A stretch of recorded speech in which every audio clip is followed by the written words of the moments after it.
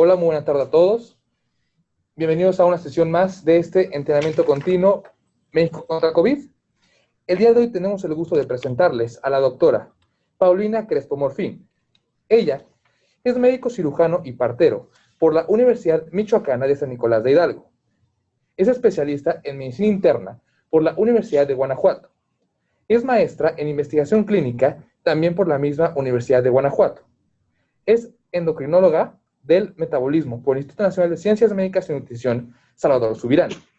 Actualmente está cursando una alta especialidad en metabolismo mineral y óseo, también en el Instituto Nacional de Ciencias Médicas y Nutrición Salvador Subirán. Doctora Crespo, qué gusto que nos acompañe el día de hoy con nosotros. Le cedo los micrófonos para que inicie la sesión, doctora. Buenas tardes. Hola, muy buenas tardes. Muchas gracias por la invitación y por la presentación. Vamos a empezar con este tema que yo creo que es de interés para muchos médicos generales, médicos especialistas, el control glucémico ambulatorio en pacientes con la COVID-19.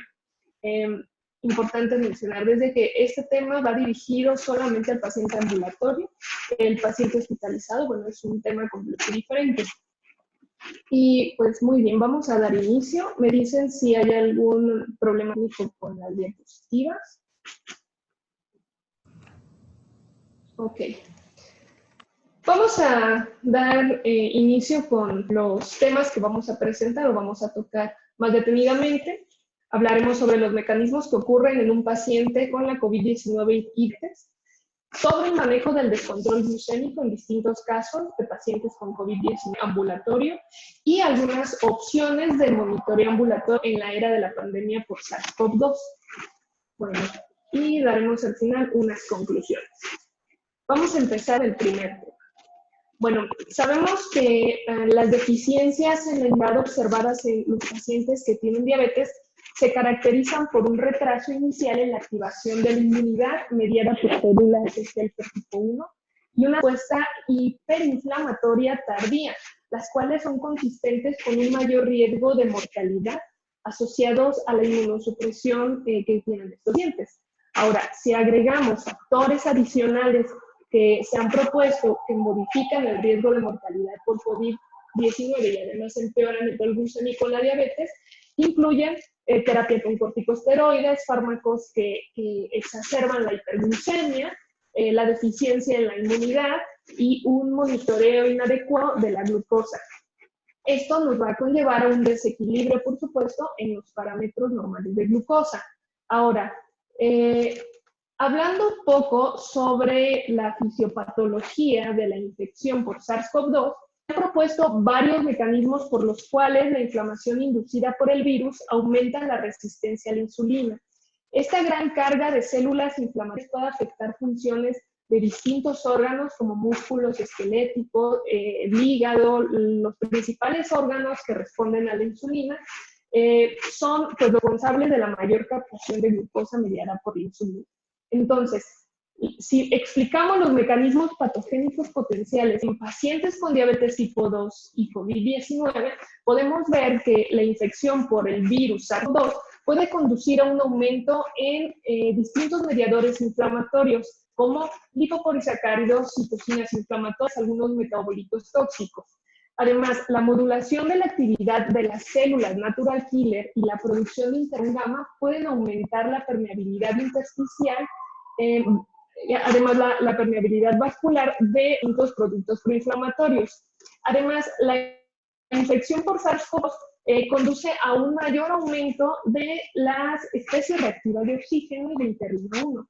Estos efectos van a conducir a fibrosis pulmonar, daño pulmonar agudo y síndrome de dificultad respiratoria.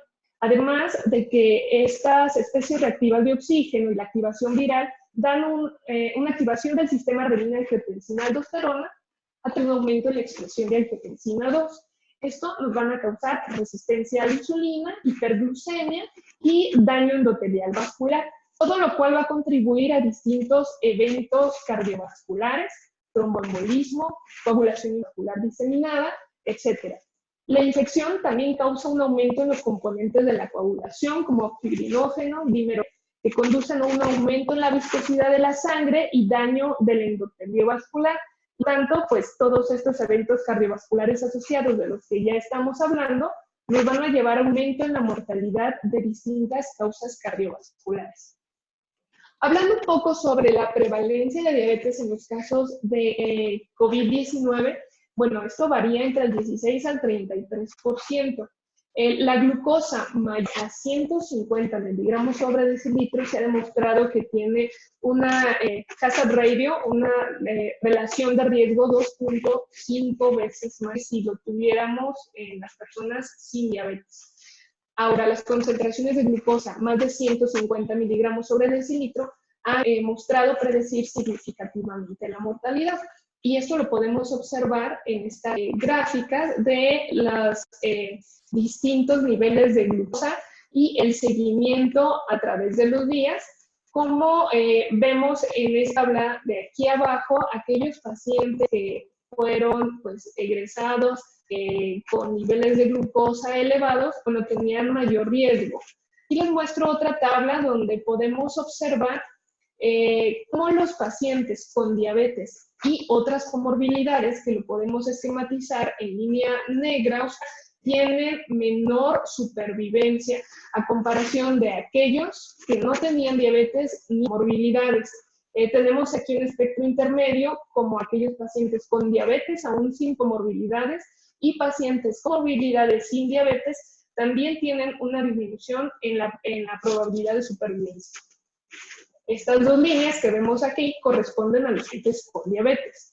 Además, la coexistencia de obesidad, hiperglucemia y un diagnóstico de antes de los 40 años y presencia de complicaciones cardiorrenales crónicas por diabetes de larga evolución se encuentran entre variables que se asocian a un peor pronóstico. En este estudio que se realizó aquí en el país, donde incluyeron a todos los pacientes que estaban hospitalizados y específicamente en el parámetro del porcentaje de pacientes con diabetes, podemos ver que los que más murieron, pues en el 42% de los casos fueron aquellos con diabetes. Y bueno, los que sobrevivieron fueron el 22%, esto con un valor significativo. En aquellos pacientes que presentaban diabetes tenían un porcentaje, una razón de riesgo de 1.6 veces más de presentar efectos adversos si tenían diabetes. Muy bien, ahora, hablando sobre el manejo del descontrol glucémico, en distintos casos vamos a poner distintos ejemplos. Vamos a empezar con algunos casos tipos. El caso número 1 es una mujer de 57 años. Ella tiene diabetes de 12 años de diagnóstico, estaba colada con metformina y empaglifosina, además de hipertensa. Ella refiere que no ha salido de casa en la pandemia, pero en Navidad uno de sus hijos fueron a visitarla, 2 semanas después con anosmia, tos seca, temperatura de 38.2 grados, satura 97% del aire ambiente. A ella le realizaron una prueba de antígeno para SARS-CoV-2 que fue positiva y tenía un nivel de hemoglobina glucosilada de 6.5% con una glucosa en ayuno de 204 miligramos sobre decilitro. Entonces, en este caso llama la atención que es una mujer con diabetes de larga evolución que estaba controlada porque podemos ver que la hemoglobina glucosilada está en parámetros de normalidad, al menos en 3 meses atrás.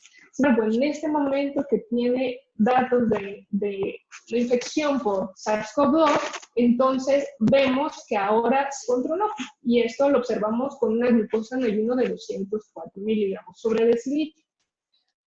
Bueno, estos son casos típicos en los que tenemos un paciente con diabetes que se infecta y que lo tenemos que monitorizar en casa. Su médico posiblemente la había tenido bien controlada, pero en esta sesión pasa esto. Tenemos que identificar cuáles son las metas de glucosa en ayuno y metas de glucosa postprandiales. Aquí les pongo lo que nos mencionan en las guías de la ADA 2021, que son las más recientes, en donde sabemos que tenemos que evitar las hipoglucemias, no tener glucosas menores a 170 miligramos sobre decilitro y evitar las glucosas postprandiales mayores a 180. Sin embargo, lo ideal es tener a los pacientes en una meta entre 80 y 130 para estar lejos de estos dos rangos. Así, en ella tenemos que buscar un método para controlarla, pese a que ella ya toma metformina y empagliflozina. En pacientes que ya requieren insulina, la infección por SARS-CoV-2 se ha asociado con una necesidad cada vez mayor a dosis de insulina. Y en aquellos pacientes que no usaban insulina, se ha demostrado que se tiene que usar a lo mejor insulina en una dosis baja durante el periodo de mayor inflamación. En COVID-19, la cetoacidosis también puede ocurrir en diabetes tipo 2, recordando que la cetosis o el debut de cetoacidosis se presenta por lo general en pacientes con diabetes tipo 1, pero debemos de sospechar en un paciente con diabetes tipo 2 que esté descontrolado, que no se aplique sus medicamentos y que encima de todo tenga la infección COVID. Aquí les muestro en este diagrama propuestas que se han hecho en distintos consensos sobre qué medicamentos nos pueden ayudar para diferentes grupos de pacientes con diabetes y COVID. Por ejemplo, hay pacientes que, bueno, no se han infectado, pero viven en un ambiente con alta prevalencia, que, bueno, ahorita ya la prevalencia es alta en todo el mundo.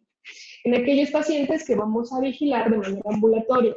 En aquellos pacientes que tienen enfermedad moderada, pero están hospitalizados, y en aquellos pacientes con enfermedad crítica igualmente hospitalizados. El tema nos confiere estos dos puntos y vamos a tratar de tocar cada uno de los grupos de hipoglucemias orales, así como de insulina, y veremos cuáles son los riesgos y los beneficios. Aquí les presento, la metformina, que es el fármaco más común que la mayoría de pacientes tiene y pues la de mayor eficacia, ¿no? La metformina afortunadamente tiene un efecto antiinflamatorio y esto pues es un punto a favor para los pacientes que tienen pues inflamación por COVID-19. Tiene cierta acción inmunomoduladora, dado que permite un equilibrio entre la población de células T patogénicas y tolerogénicas. Es decir, nos ayuda a mantener un equilibrio en los marcadores o las células proinflamatorias versus las no inflamatorias. No se ha demostrado que dé un riesgo trombótico en los pacientes que toman metformina. Sin embargo, las personas que tienen alta enfermedad y que tuvieran mayor riesgo de estar hospitalizadas, puede existir el riesgo de que la metformina produzca acidosis láctica. Y entonces, en este contexto, podríamos nosotros contemplar el retirar este medicamento. Si no producen uno de estos efectos, sus estudios de laboratorio están bien, bueno, entonces podríamos pensar en continuar con la metformina.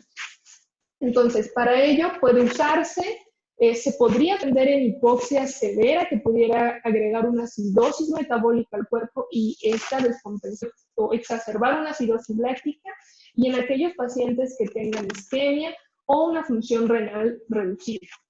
¿Qué hay de las ureas?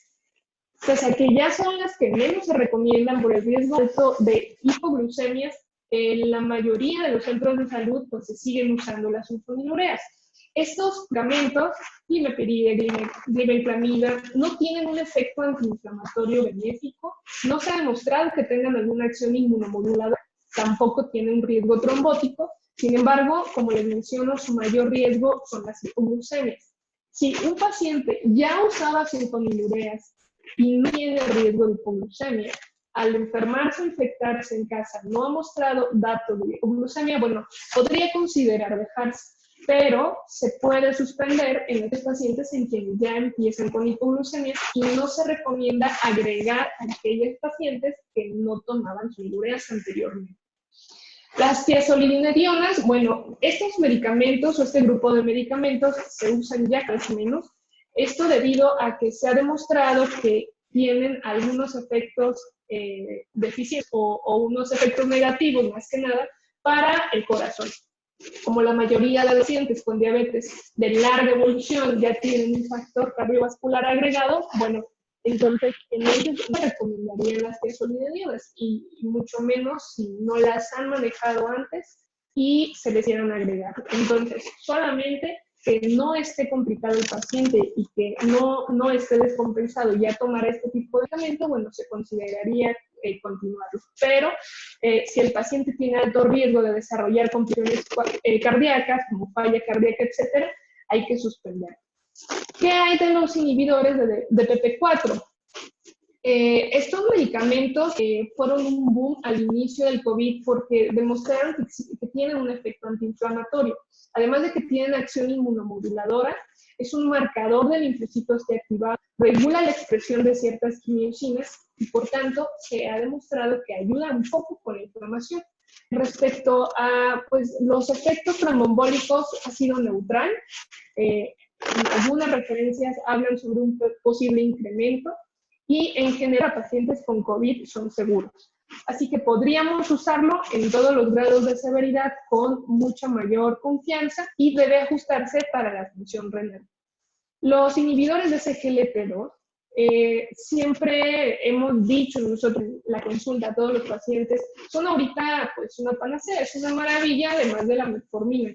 Estos medicamentos ayudan a la función renal, mejoran el riesgo cardiovascular. Entonces, para un paciente con diabetes que tiene estas complicaciones, sí ayudan. Pero, ¿qué pasa en COVID? Como les mencionaba, estos pacientes tienen riesgo de presentar cetoacidosis, de presentar lesión renal aguda por esta tormenta inflamatoria que presentan. Entonces, uno de los efectos de los inhibidores de CGLP2 puede ser la deshidratación. Al estar los pacientes deshidratados, podrían tener o aumentar el riesgo de lucir una cetoacidosis. Entonces, si están bien controlados, se pueden usar, pero si hay algunos temas con líquidos y electrolitos o un riesgo alto de cetoacidosis, entonces se tendría que suspender. ¿Qué hay sobre los agonistas de GLP-1? Bueno, estos medicamentos tienen un buen efecto antiinflamatorio, modulan la inflamación mediada por inmunidad innata, tienen beneficios en la prevención secundaria de trombosis y, bueno, uno de los efectos secundarios son efectos gastrointestinales. Si algún paciente tiene náuseas, vómito, bueno, podríamos retirarlo y si no, se puede mantener si no hay efectos adversos. Finalmente, la insulina no tiene efectos antiinflamatorios ni acción inmunomoduladora, el riesgo trombótico es neutral y uno de los mayores riesgos de la insulina mal manejada y calculada, por supuesto, es la hipoglucemia y, bueno, la ganancia de peso a largo plazo. Pero en este momento sabemos que son enfermedades agudas que finalmente a corto plazo podrían dar los beneficios. Entonces, aquellas personas que tienen su insulina se tienen que mantener. Y en todos aquellos pacientes que tenían una hipoglucemia oral, pero se contraindica por los distintos mecanismos que hemos ido hablando, se puede suspender e iniciar insulina en un periodo corto o al menos hasta que haya pasado la enfermedad. Claro que tenemos que saber calcularla y titularla. Ahora, ¿qué hay de los tipos de insulina? Vamos a hablar más adelante de ellos. Es importante saber que si no hay un control de glucosa con los fármacos orales, vamos a iniciar la insulina basal lo antes posible. Ahora vamos a ver un segundo caso. Es un hombre de 22 años. Él tiene diabetes tipo 1, de 8 años de diagnóstico, en tratamiento con un esquema de insulina basal y usa un sensor de monitoreo de glucosa. En su trabajo, 2 compañeros de oficina resultaron positivos. Posteriormente, él empezó con un cuadro sugestivo. Y afortunadamente satura 95% al aire ambiente, por tanto, pues no requiere hospitalización. Él lleva un conteo de carbohidratos sin disminuir ingesta, pero sus glucosas de permanecer en metas entre 120 y 180, ahora tienen glucosas entre 200 y 300. Bueno, estos pacientes, por lo general, los ve un endocrinólogo, dado que son pacientes complicados de controlar, pero yo creo que muchos médicos generales ven algún tipo de paciente como ellos, o bien pacientes con diabetes tipo 2 que son insulinodependientes, ¿no? En este caso, ¿qué es lo recomendable? Bueno, se va a usar el mismo manejo, sin duda. Él ya usa basal bolo y con basal bolo, para los que no lo conocen, nos referimos a una insulina de acción lenta o acción prolongada como basal, más aplicaciones de insulina de acción ultrarrápida o acción rápida con cada alimento, como se los pongo aquí. Bueno, si alguien ya usa un esquema basal bolo, o que no usa un esquema basal bolo, si a lo mejor utiliza una insulina basal con angina, detenir de gluten, o que utiliza esquemas de insulina intermedia como NPH, lo único que tenemos que hacer ellos, si tienen un descontrol, es aumentar la cantidad o aumentar la dosis de insulina. Y esta se va a titular poco a poco. Es importante que tengamos un monitoreo de glucosa muy estrecho, porque si solamente le tomamos, no sé, una glucosa al día y sus cifras han estado muy altas, no nos vamos a dar cuenta en el periodo de tiempo, no sé, 14 días que pueda durarles de enfermedad, y en algún momento de eso se nos puede descompensar. Y uno de los mayores riesgos, como les mencionaba, es la cetoacidosis, ¿no? Es importante medir niveles de cetonas, no en cualquier parte se pueden medir, pero aunque sea con un examen general de orina nos ayudaría, porque puede presentar acidosis metabólica sin necesidad de niveles de glucosa muy altos, ¿no? Y entonces se nos estaría escapando un diagnóstico de importancia para mandar a alguien al hospital. Importante, si no hay control de glucosa ni con titulación de insulina, tiene datos clínicos de acidosis, deshidratación, enviar al hospital lo antes posible. Y por último, vamos a ver un tercer caso. Es un hombre de 67 años, el sobrepeso, él no se conoce con diabetes ni con hipertensión. Inicio con tos, mialgias, fiebre, saturación del 93%, ¿no? Tomó paramol por horario y 7 días después ya saturaba un poquito más bajo, 89% al aire ambiente. Él acude a un hospital, corroboran diagnóstico de neumonía por COVID. En estudios de laboratorio encuentran una glucosa en ayuno de 120 y una hemoglobina glucosilada de 6.1 y marcadores inflamatorios levemente leves. Por falta de espacio, en algún hospital se envió a casa con oxígeno domiciliario y le dieron o le dio tratamiento con el esquema de dexametasona. Por sugerencia del médico, le realizan glucometrías postprandiales y entran una glucosa de 300 miligramos sobre decilitro. Entonces, llama aquí la atención que este hombre no tenía diagnóstico de diabetes. Antes de iniciar la dexametasona, le tomaron una hemoglobina glucosilada y una glucosa en ayuno, que corrobora que un paciente tiene previamente su glucosa alterada en ayuno. Y después de iniciarle este tratamiento, tiene un descontrol muy elevado. ¿Qué es lo que pasa aquí? Bueno, como sabemos, muchos de los pacientes están ahorita con esquemas de glucocorticoides, que son medicamentos que van a aumentar los niveles de glucosa. Evidentemente, en el hombre ya tenía un factor de riesgo, evidentemente no era una persona sana, con niveles de glucosa en ayuno de 120. Pero parece que esto descontroló más la glucosa en el momento en que le iniciaron la dexametasona. Bueno, aquí les muestro una gráfica de una curva de tolerancia oral a la glucosa en una persona o en personas que han recibido esquemas de dexametasona. Como ven, en el tiempo hay una curva, aunque aquí lo que milimoles sobre litro, bueno, evidentemente aumentan los niveles de glucosa conforme aumentan los niveles de dexametasona o de glucocorticoide.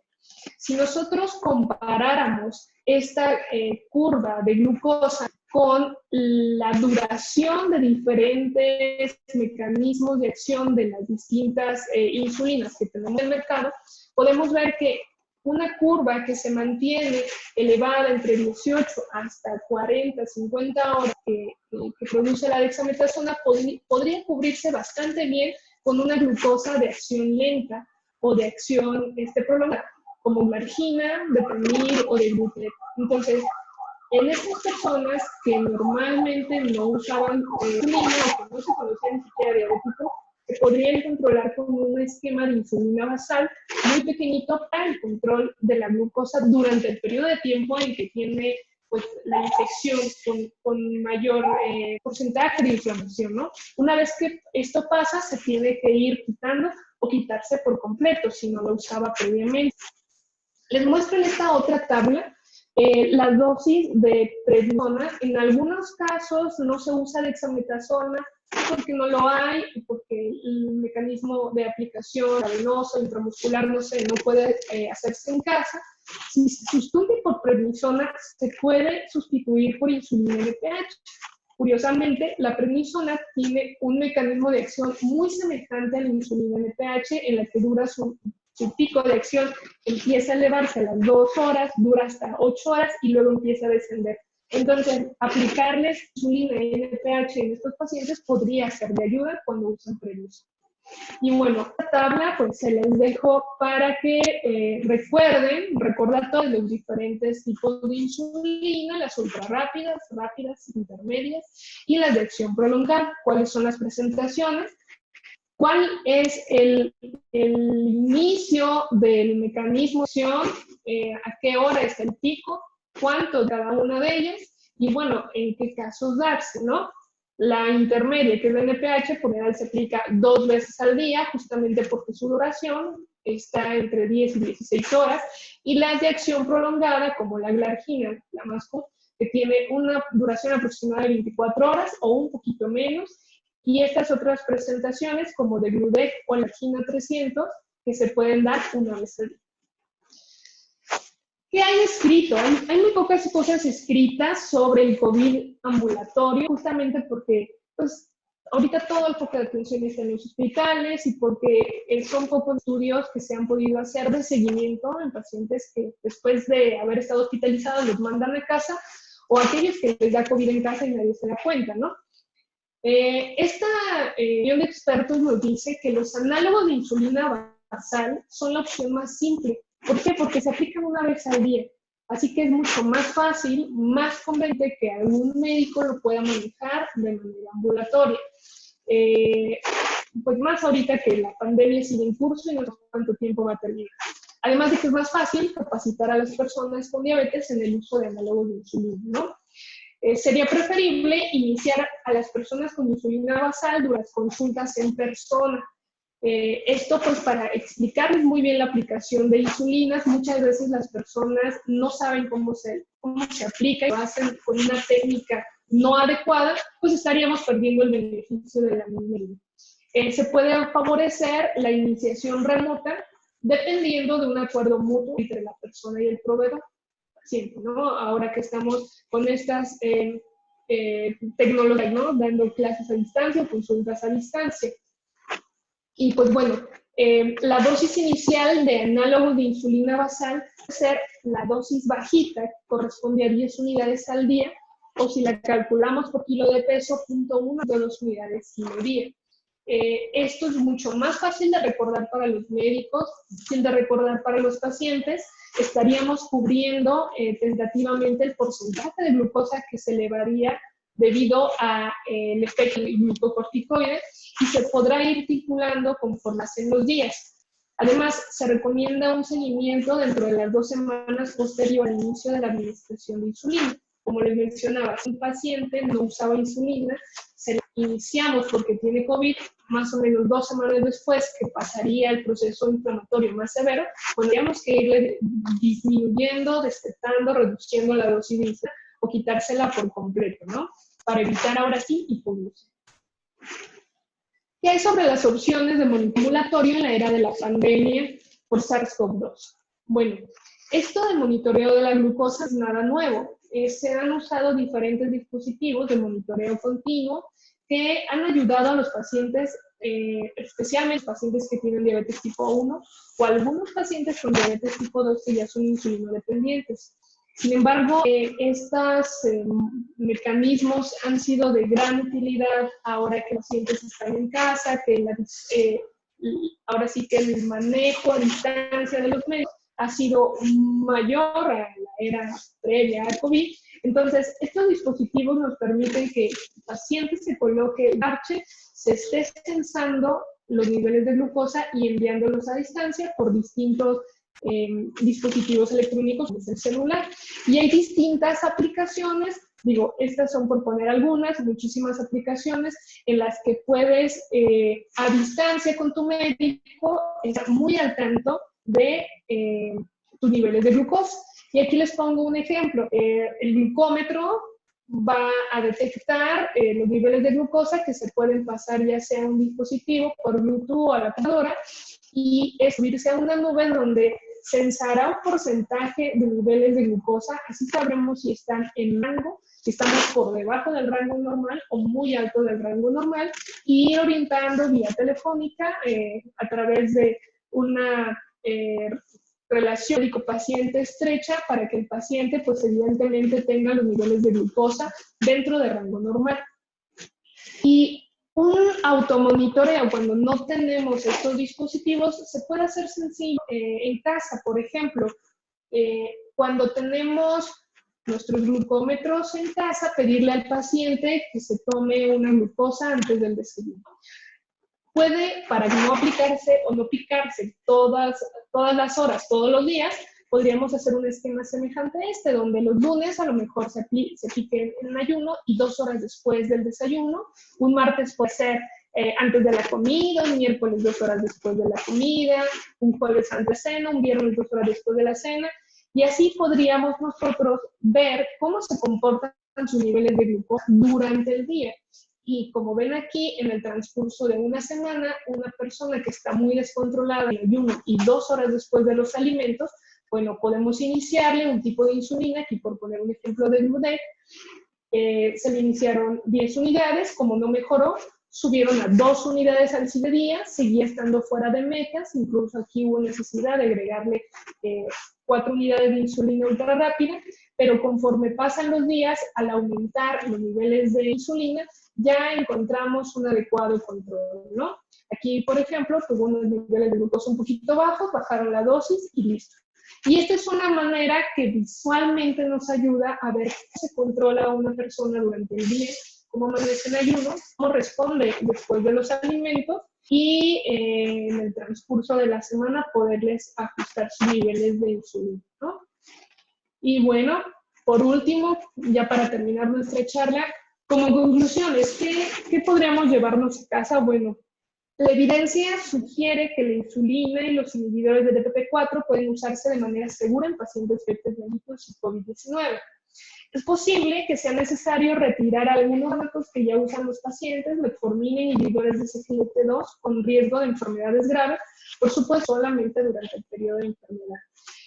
La insulina debería ser el enfoque principal para el control de la glucosa en una hiperglucemia aguda, y los pacientes con diabetes mellitus deben seguir estrictamente las reglas generales de prevención, realizar actividad física, comer de manera saludable y controlar otros factores de riesgo, por supuesto.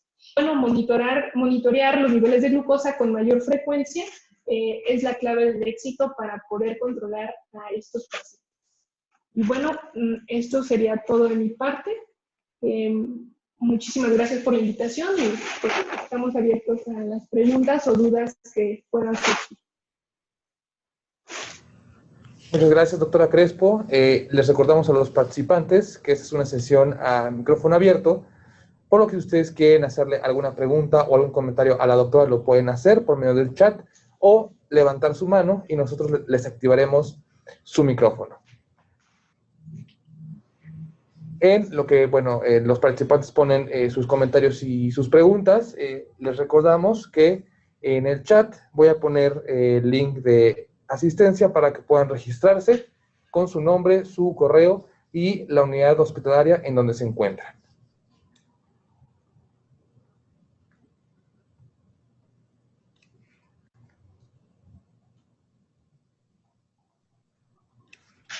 Bueno, aquí nos comentan que si nos puede poner nuevamente la diapositiva para llevar a casa, doctora, por favor. Claro que sí. Creo que me salí, ¿verdad?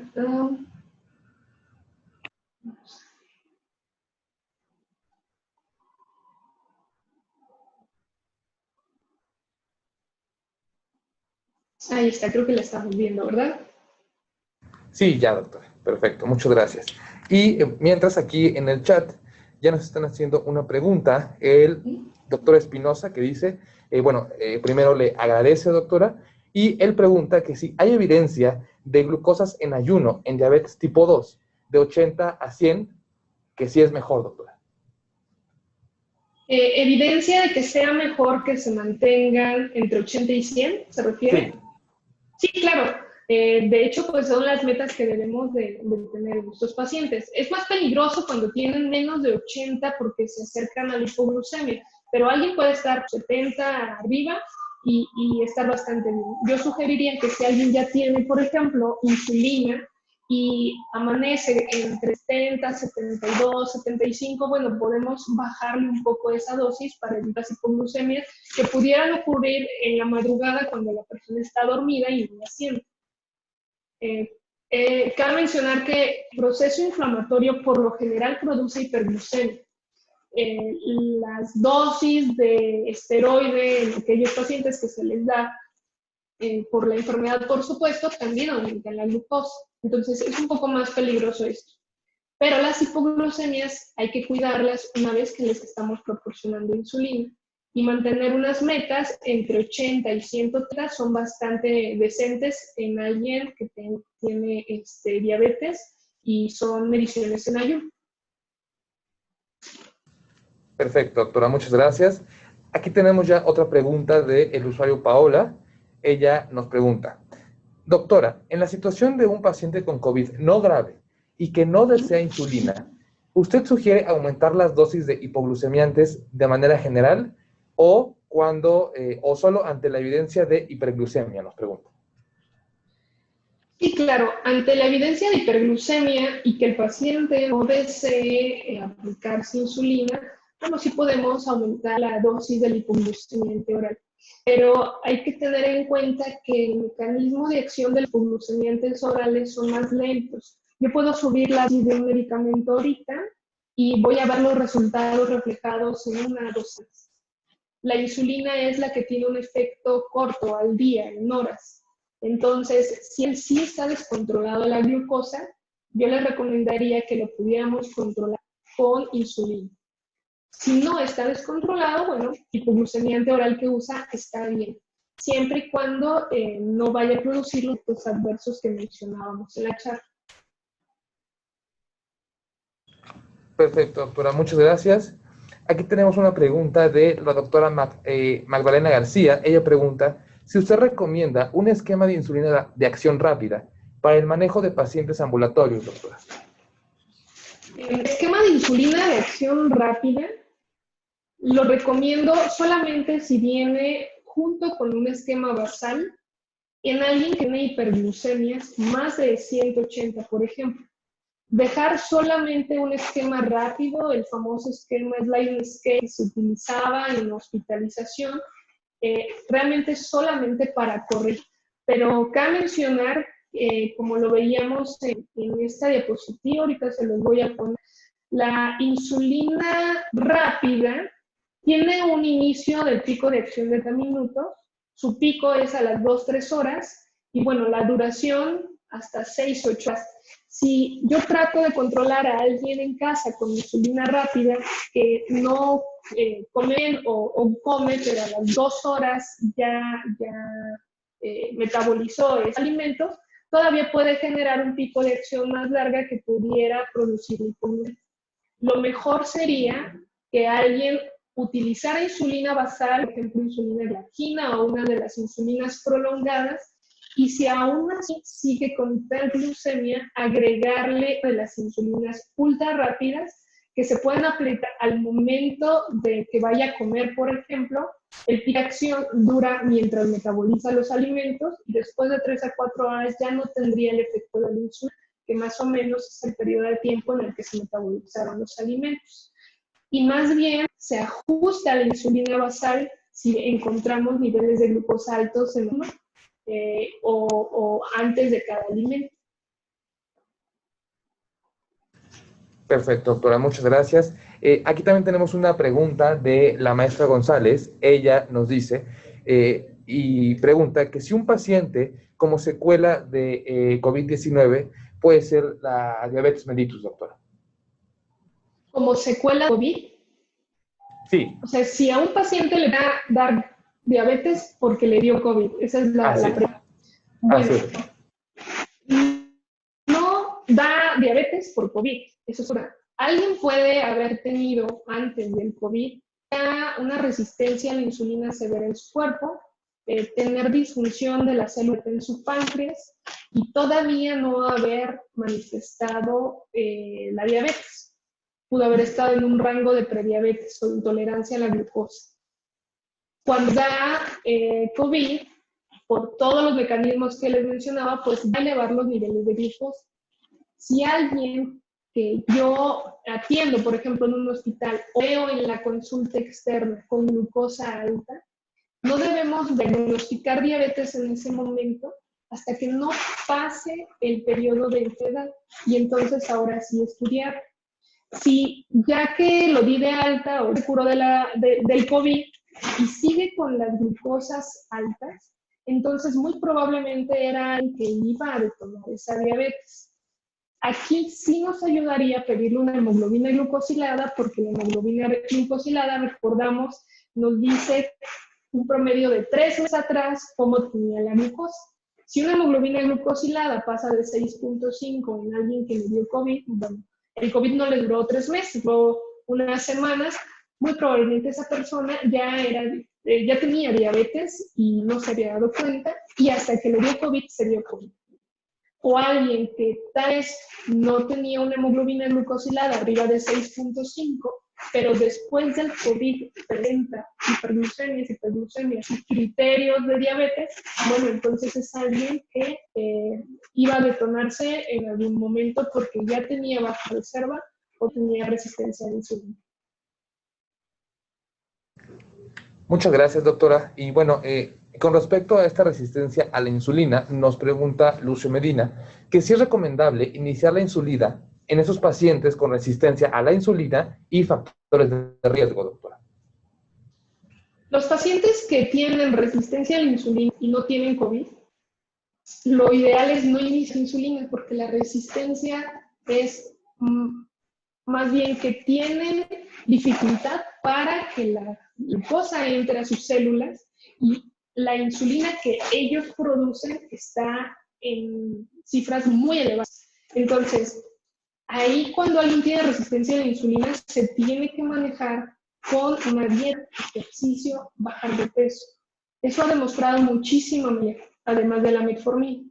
Pero si estamos hablando de alguien, un paciente que tiene COVID con diabetes y resistencia a la insulina y no se le había iniciado insulina, la indicación de darle insulina es solamente para el control de la hiperglucemia en el periodo agudo de enfermedad. Una vez que pasa el periodo agudo de enfermedad y los niveles de glucosa ya descienden un poquito más, yo le retiraría la insulina y entonces trataría la resistencia a la insulina como debe de ser: dieta, ejercicio, bajar de peso y a lo mejor así agregarle mejor. Perfecto, muchas gracias, doctora. Parece que no hay más preguntas aquí en el chat. No sé si nos gustaría, dejar un comentario final, doctora, algo con lo que se queden los participantes en esta sesión esta tarde, doctora. Sí, claro. Bueno, aprovechando pues este foro, mencionar que el uso y manejo de insulinas ha sido todo un reto, no solamente en pacientes con COVID. Antes de que existiera el COVID, nos costaba mucho trabajo pues atender a estos pacientes y muchas personas a la resistencia a la insulina la tratan con insulina. Y esto genera un círculo vicioso. Esto significa que yo le doy más insulina, el paciente come más porque le da hipoglucemia, le da más hambre, aumenta de peso.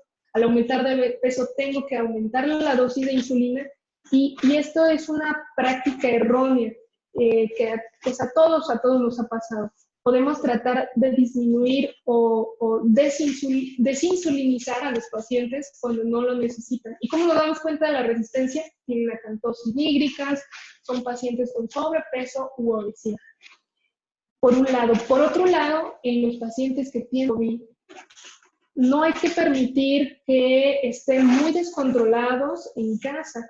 Si tenemos duda, pues preguntar con algún especialista o enviarlos al hospital por el alto riesgo de cetoacidosis. Los pacientes con COVID y cetoacidosis pues aumentan muchísimo más la mortalidad. Y bueno, espero que esta charla les haya ayudado para que puedan pues manejar a muchos pacientes que más que no entrar al hospital son notorios, son a todos estos pacientes que estamos dando de alta de los hospitales y siguen en casa todavía con algún manejo de oxígeno, con manejo de glucosa descontrolada y pues van a tocar pues puertas a muchos médicos generales. Es importante que nos informemos de fuentes reales fuentes recientes, artículos, para poder darles la mejor atención a la gente. Perfecto. Muchísimas gracias, doctora. Es un gusto para nosotros que nos pueda acompañar el día de hoy, doctora. Sabe que las puertas del INSABI están siempre abiertas, doctora. Esperamos contar con su participación más adelante, doctora. Muchísimas gracias por la invitación. Saludos. Perfecto, doctora. Muchas gracias. Ella es la doctora Paulina Crespo Morfín. Es especialista en medicina interna y actualmente está cursando la alta especialidad en metabolismo mineral y óseo en el Instituto Nacional de Nutrición. Muchísimas gracias, doctora. Muchas gracias a todos los participantes. Que todos pasen una muy buena tarde.